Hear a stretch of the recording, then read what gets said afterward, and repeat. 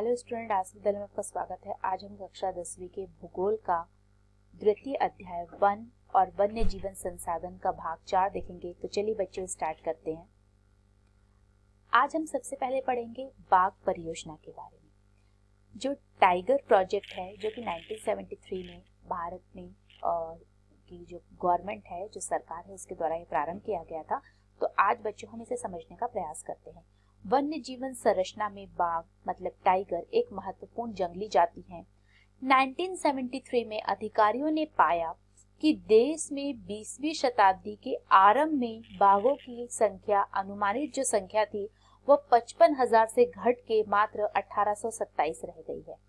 तो जब हम बात करते हैं 20वीं सदी के आरंभ में, जब इसकी संख्या कितनी थी बाघों की, मतलब जो टाइगर थे इंडिया में वो 55,000 थे, लेकिन 1973 तक आते आते जो है ये क्या हो गया था, ये घट के जो है 1827 रह गई थी। तो बहुत ही ज्यादा सोचनीय विषय था और इस ओर सरकार ने जो है वह ध्यान दिया था और फिर एक टाइगर प्रोजेक्ट वो लेकर आई थी। बाघों को मारकर उनको व्यापार के लिए चोरी करना। अभी जो टाइगर इंडिया में जो है, अगर हम देखते हैं जो कम हो रहे थे, उसका क्या रीजन है? तो उसका मेन रीजन ये था कि जो टाइगर थे उनको मारकर व्यापार के लिए चोरी करना। एक तो इनकी तस्करी होती थी, इनके लिए जो होता है ट्रेड होता था। अब आवासीय स्थलों का सिकुड़ना, जो उनकी जो नेचुरल जो आवास थे वो अब कम होते जा रहे थे। भोजन के लिए आवश्यक जंगली उपजातियों की संख्या कम होना, तो उनके पास जो जंगली उपजातियां जिनको कि वो भोजन के लिए खाते हैं उनकी संख्या कम हो रही थी। और जनसंख्या में वृद्धि जो है, जिसके कारण बाघों की संख्या लगातार जो है वो घटती जा रही थी। और ये सारे कारण हैं बाघों की कमी के कारण। तो ये जो टाइगर है वो कम होते जा रहे हैं। अब है कि देखो, जो टाइगर है उनकी खाल का व्यापार, हम जानते हैं कि उनकी जो स्किन होती है, उनकी जो सींग होती है, इन सब का बहुत ज्यादा व्यापार होता था। और उनकी हड्डियों का एशियाई देशों में परंपरागत औषधि में प्रयोग किया जाता था। तो जो बाघ की जो हड्डी है उनका औषधि है, उनका मेडिसिन में यूज किया जाता है। तो जिसके कारण ये जाति क्या हो गई, विलुप्त तो होने की कगार पर पहुंच गई।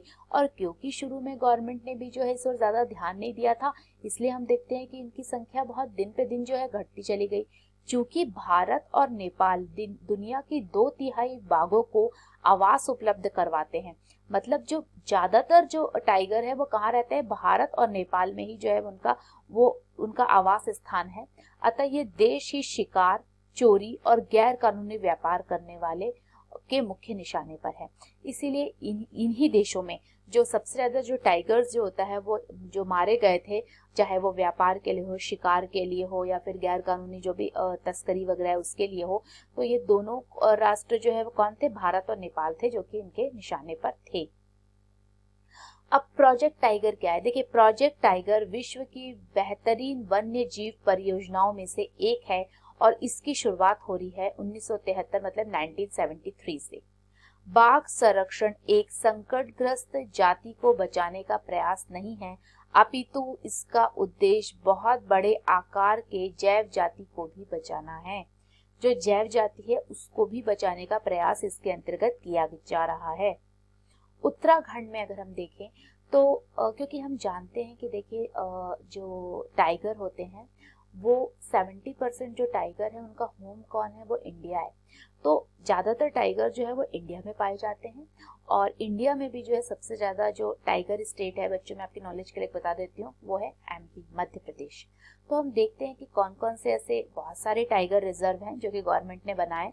तो कुछ के हम उदाहरण के द्वारा देख सकते हैं। उत्तराखंड में कॉर्बेट राष्ट्रीय उद्यान, जिसे जिम कॉर्बेट राष्ट्रीय उद्यान के नाम से जाना जाता है। पश्चिम बंगाल में सुंदरबन राष्ट्रीय उद्यान, मध्य प्रदेश में बांधवगढ़ राष्ट्रीय उद्यान, राजस्थान में सरिस्का वन्य जीव पशु विहार सेंचुरी जो है, और असम में मानस बाघ रिजर्व, और केरल में पेरियार बाघ रिजर्व भारत में बाघ संरक्षण परियोजनाओं के उदाहरण हैं। ये कुछ उदाहरण है, वैसे बहुत सारे जो है जो कि टाइगर प्रोजेक्ट जो है यहाँ के गवर्नमेंट ने ऐसी बहुत सारी स्कीम्स जो है वो बनाई हैं। अब हम देखेंगे वन और वन्य जीव संसाधनों के प्रकार और वितरण। यदि हम वन और वन्य जीव संसाधनों को संरक्षित करना चाहे तो उनका प्रबंधन, नियंत्रण और विनिमय अपेक्षाकृत कठिन है। भारत में अधिकतर वन और वन्य जीवन या तो प्रत्यक्ष रूप में सरकार के अधिकार क्षेत्र में है या वन विभाग अथवा वन्य विभागों के जरिए सरकार के प्रबंधन में है। तो या तो वो प्रत्यक्ष रूप से डायरेक्ट सरकार के अधीन होते हैं या तो फिर वन विभाग के अधीन होते हैं और वन्य विभागों के जरिए सरकार के प्रबंधन में है। इन्हें निम्नलिखित वर्गों में बांटा गया है। तो आज हम देखें कौन कौन से ऐसे वन हैं और उन्हें किन किन भागों में बांटा जा सकता है। सबसे पहला जो होता है वो होता है आरक्षित वन। देश में आधे से अधिक जो वन क्षेत्र हैं वो आरक्षित वन जो है घोषित किए गए हैं और ये बहुत समृद्ध वन होते हैं।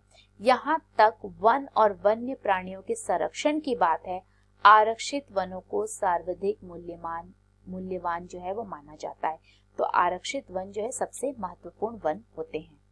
उसके बाद हम देखते हैं रक्षित वन, जिसे कि हम प्रोटेक्टेड फॉरेस्ट भी बोल सकते हैं। वन विभाग के अनुसार देश के कुल वन क्षेत्र का 1/3 हिस्सा जो है वो रक्षित है और इन वनों को और अधिक नष्ट होने से बचाने के लिए इनकी सुरक्षा की जाती है। मतलब ये इनको क्यों प्रोटेक्शन दिया जा रहा है, ताकि ये वन जो है वो अपनी वर्तमान स्थिति में रहे और ज्यादा जो है ये नष्ट ना हो पाए।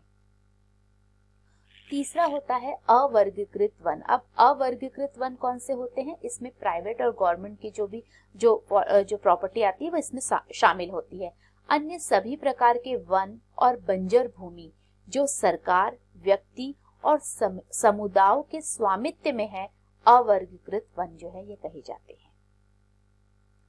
आरक्षित और रक्षित वन ऐसे स्थायी वन क्षेत्र है जिनका रख रखाव इमारती लकड़ी व अन्य वन्य पदार्थों और उनके बचाव के लिए किया जाता है। तो जो आरक्षित वन होते हैं और जो रक्षित वन होते हैं, ये ऐसे वन क्षेत्र है जिनका रख रखाव किसके लिए किया जाता है, जो इमारती लकड़ी होता है और जो अन्य पदार्थ जो कि बहुत ही मूल्यवान होते हैं उनको बचाने के लिए जो है इनका रख रखाव किया जाता है। मध्य प्रदेश में स्थायी वनों के अंतर्गत सर्वाधिक क्षेत्र है जो कि प्रदेश के कुल वन क्षेत्र का भी 75% है। तो अगर पूरे हम भारत की बात करते हैं तो भारत में कौन सा ऐसा प्रदेश है जहाँ पे सबसे ज्यादा वन है, तो वो है मध्य प्रदेश। मध्य प्रदेश जो होता है वो सबसे ज्यादा वन वाला क्षेत्रफल की दृष्टि से जो होता है वनों का सबसे ज्यादा वन कहाँ पाए जाते हैं, वो मध्य प्रदेश में पाए जाते हैं। इसके अतिरिक्त जो अगर हम देखें मध्य प्रदेश के अलावा जम्मू और कश्मीर, आंध्र प्रदेश, उत्तराखंड, केरल, तमिलनाडु, पश्चिम बंगाल और महाराष्ट्र में भी कुल वनों का एक बड़ा अनुपात आरक्षित वनों का है, जबकि बिहार, हरियाणा, पंजाब, हिमाचल प्रदेश, ओडिशा और राजस्थान में कुल वनों में रक्षित वनों का एक बड़ा अनुपात है।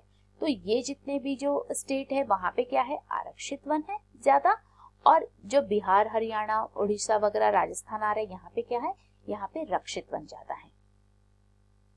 पूर्वोत्तर के सभी राज्यों में और गुजरात में अधिकतर वन क्षेत्र जो है वह अवर्गीकृत वन है तथा स्थानीय समुदायों के प्रबंध में है। तो या तो ये अवर्गीकृत वन है या फिर स्थानीय समुदाय जो थे उनके प्रबंधन में ये आते हैं। So what did we learn today, आज हमने क्या पढ़ा और क्या सीखा। तो बच्चों आज सबसे पहले आज हमने एक टाइगर प्रोजेक्ट जो बाघ परियोजना है उसे देखा और वन और वन्य जीव संसाधनों के प्रकार और उनके वितरण को समझा।